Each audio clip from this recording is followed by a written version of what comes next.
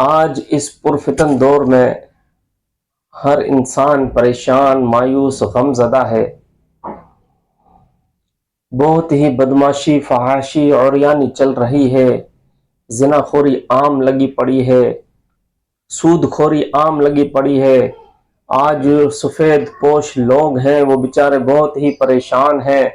دیکھتے ہیں نہ کہیں داد و فریاد کوئی سننے والا ہے، نہ کسی کو سنا سکتے ہیں، نہ کسی کے پاس جا سکتے ہیں۔ اتنی حضور شرمی اور پھر گناہوں کی نحوست، اس کے باوجود پھر دعاؤں کا قبول نہ ہونا، تو انسان جہاں کہاں سے آزمائش اور پریشانی میں ہے تب بھی پریشان ہے، نہیں ہے تب بھی پریشان ہے۔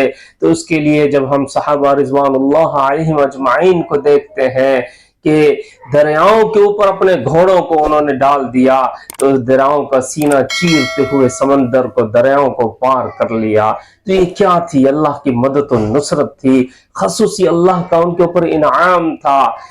اس صحابی کا قصہ لکھتے ہیں کہ جب وہاں پہنچے، اس بستی کو فتح کرتے کرتے اس دریا کے نزدیک پہنچے، تو دیکھا کہ وہاں پر وہاں کے گاؤں والوں نے، بستی والوں نے وہاں کی کشتیوں کو چھپا دیا کہ یہ لوگ دریا پار نہ کر سکیں۔ سارے صحابی کو اکٹھا کیا اور کہا کہ پڑھو اللہم، اے ہمارے رب، یا علیم، اے جاننے والے سننے والے، یا حلیم، اے حلم والے، یا علی، اے بردبار، بلندی والے، عظمت والے، مضبوط، اور پھر یا عظیم، یا اللہ، یا علیم، یا حلیم، یا علی، یا عظیم۔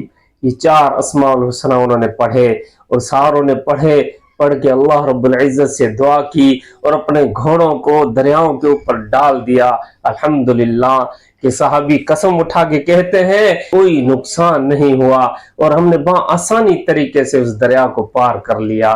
اسی طرح اسی صحابی کا ایک اور قصہ آتا ہے کہ جنگ کے دوران ہے، پریشانی کا عالم ہے، جانور بھی سارے کے سارے پیاسے، اور صحابہ رضوان اللہ علیہم اجمعین بھی پیاسے۔ پہاڑی علاقہ ہے، وہاں ریتیلی زمین ہے، وہاں پر کہیں بھی کوئی پانی وانی ہے ہی نہیں، تو پانی کے لیے بہت پریشان تھے۔ پھر انہی اسماء کو پڑھا، اللہم یا علیم، یا حلیم، یا علی، یا عظیم، پڑھ کر دعا کی۔